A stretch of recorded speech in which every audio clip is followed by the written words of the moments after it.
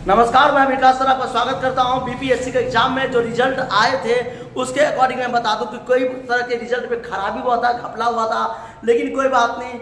जब जीतता है वही हारता है, जो हारता है वही जीतता है। अपने आप को मायूस ना लें, क्योंकि जानते हैं लोकतंत्र बहुत गंदा हो चुका है। चलिए कोई बात नहीं, बात करते हैं। क्वेश्चन आए हुए थे जो बात करते हैं सुरक्षा बल सिद्धांत के आधार पर भारतीय राष्ट्रीय कांग्रेस की स्थापना ब्रिटिश सरकार को खतरों से बचाने के लिए यह विचार किस नेता का था कि ब्रिटिश के खतरों से बचाया जाए। तो ये बात करते हैं लाला लाजपत राय, जिसे लाल बाल पाल कहा जाता है। लाला लाजपत राय, बिपिन चंद्र पाल और बाल गंगाधर तिलक, ये तीन थे लाल बाल पाल। अगर बात करते हैं सुरक्षा परिषद के बारे में, तो सुरक्षा परिषद का अर्थ होता है, बात करते हैं सुरक्षा परिषद के बारे में, तो सुरक्षा परिषद वो होता है जो सुरक्षा प्रदान करता है। तो कांग्रेस की स्थापना 28 दिसंबर 1885 को हुई थी।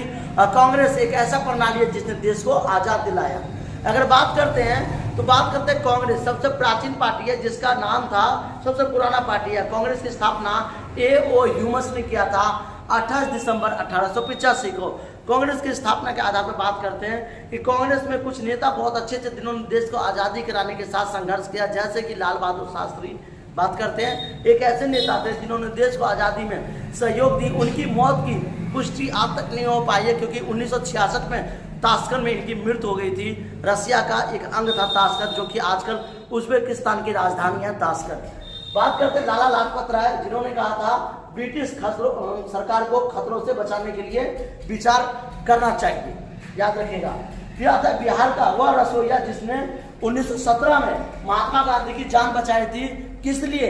तो उन्होंने कहा था कि खाना में जहर मिला दो। याद रखिएगा, महात्मा गांधी 1917 में नील क्रांति किया था। नील क्रांति का अर्थ होता है कि जिसमें आप इंडिगो कहते हैं, नील को आप इंग्लिश में इंडिगो कहते हैं, और ये नील जो होता है खेती की उर्वरता शक्ति को खत्म कर देता है। ब्रिटिश सरकार ने एक योजना बनाया था कि महात्मा गांधी को जो है जहर खिला के मार दिया जाए। रातों रात महात्मा गांधी को बुलाया गया इब्राहिम समझौता के दौरान, और जब इब्राहिम समझौता 30 अगस्त को जब इब्राहिम समझौता चल रहा था, तो ब्रिटिश सरकार ने महात्मा गांधी को रातों में खाने का नियंत्रण दिया, और वहां पे एक रसोईया को बुलाया गया कि तुम एक काम करो, खाना मिला करके जहर मिला करके महात्मा गांधी को खिला दो।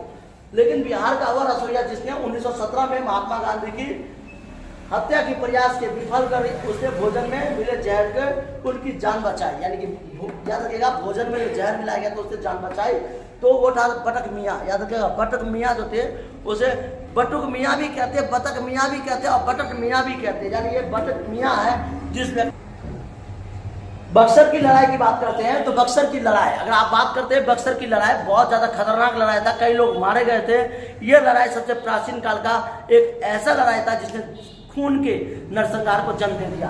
बक्सर की लड़ाई बक्सर के लड़ाई के बाद किस संधि पर हस्ताक्षर किए गए थे? इलाहाबाद संधि। याद रखिएगा, इलाहाबाद संधि था जिसे हस्ताक्षर किया था।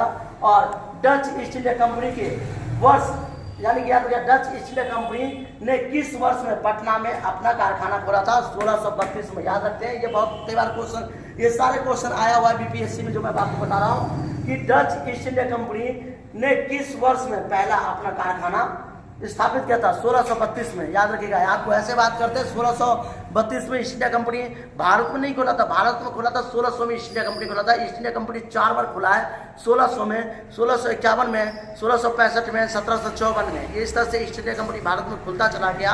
और आज नोएडा में, यानी कि दिल्ली के नोएडा में बहुत बड़ा ईस्ट इंडिया कंपनी अभी भी ताला लगा हुआ है, और वो प्राचीन का एक सबूत है ईस्ट इंडिया कंपनी का। Thank you. जय हिंद, जय भारत।